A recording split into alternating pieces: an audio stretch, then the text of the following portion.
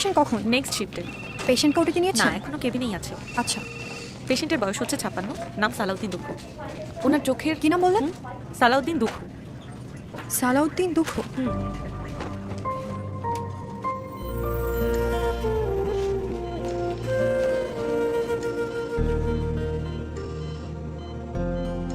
ওটি রেডি করেন। Okay ma'am.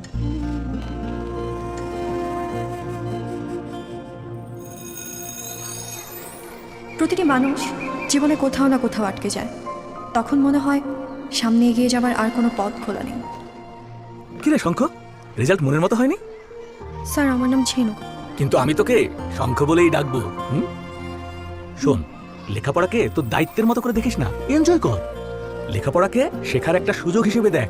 মনে রাখিস, পড়া হচ্ছে নিঃশ্বাস নেয়ার মতো, আর লেখা হচ্ছে নিঃশ্বাস ছাড়ার মতো, আর এটা হচ্ছে অক্সিজেন।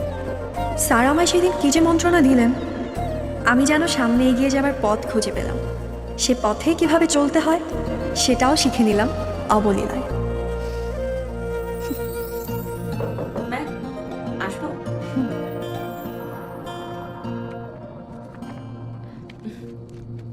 বিল কি অনেক হয়েছে মা? বিল পেইড?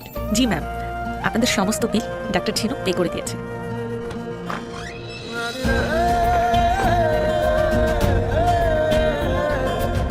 শঙ্খ?